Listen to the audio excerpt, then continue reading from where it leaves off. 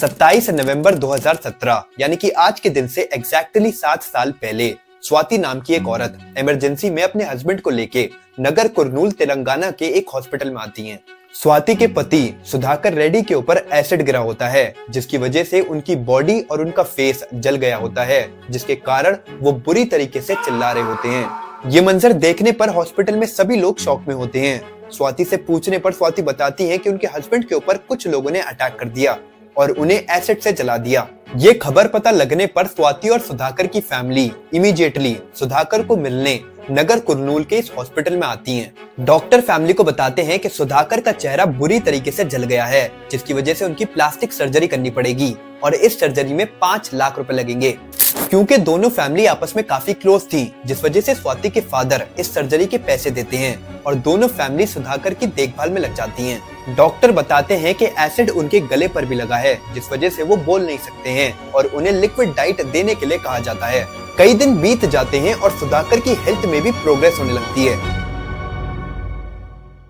अब थोड़ी देर के लिए इस केस को हम यहीं पर पॉज कर देते हैं। शायद अब तक आपको ये केस काफी नॉर्मल लग रहा होगा। एक फैमिली के ऊपर अटैक हुआ जिसमें हस्बैंड का चेहरा जल गया और अब दोनों फैमिलीज इस आदमी की देखभाल में लगी हुई हैं। लेकिन अब मैं आपको इस केस के बारे में एक ऐसी डिटेल बताने वाला हूँ जिससे आपको ये केस नॉर्मल तो बिल्कुल भी नहीं लगेगा। जिस आदमी की ये दोनों फैमिलीज कई दिनों से देखभाल कर रही हैं, असल में वो आदमी सुधाकर है ही नहीं। अब क्वेश्चन है कि आखिर सुधाकर है कहाँ, और उससे भी बड़ा क्वेश्चन है कि आखिर ये आदमी कौन है और कैसे। ये दोनों क्वेश्चन का आंसर एक मटन सूप ने, जी हाँ मटन सूप ने दिया। जानेंगे आज के इस एपिसोड में।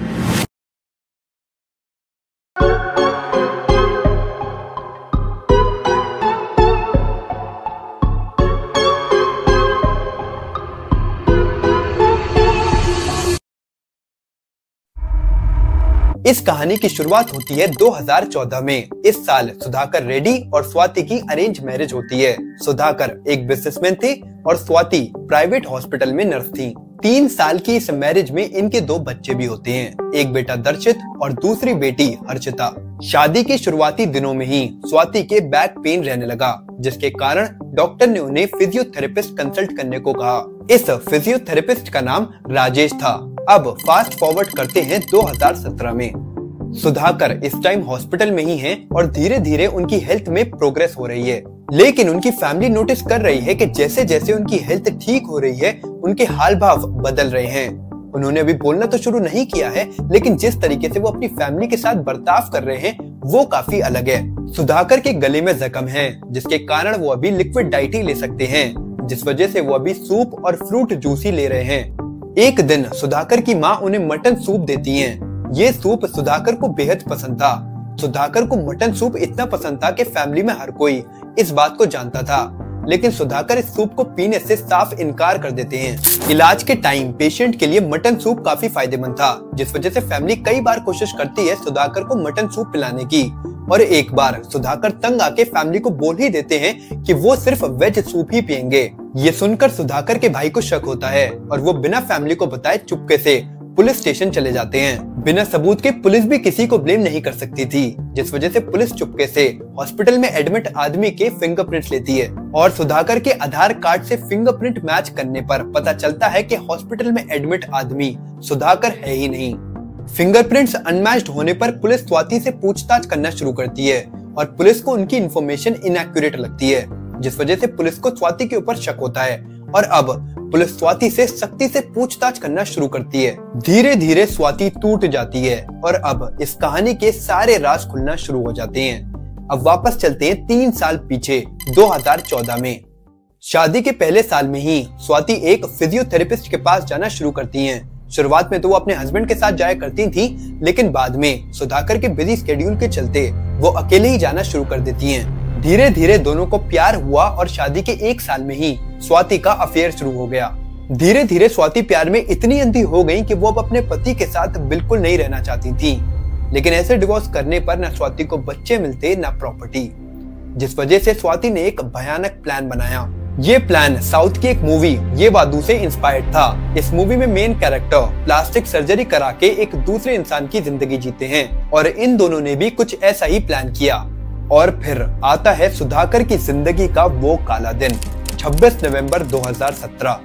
सबसे पहले स्वाति ने अपने दोनों बच्चे अपनी मदर के घर पर भेज दिए और अब इंतजार था तो बस सुधाकर के घर आने का।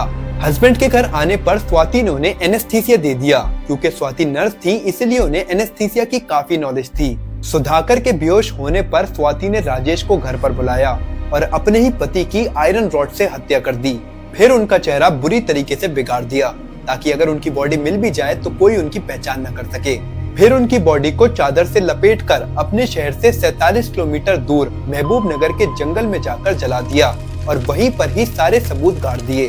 बॉडी को ठिकाने लगाकर अब इस क्राइम का सबसे इम्पोर्टेंट पार्ट बाकी था, राजेश का सुधाकर की जिंदगी लेने का। इसके लिए स्वाति ने अपने हाथों से राजेश का चेहरा और बॉडी जलाई ताकि राजेश को कोई भी ना पहचान पाए। और आगे की कहानी आप अच्छी तरीके से जानते हो।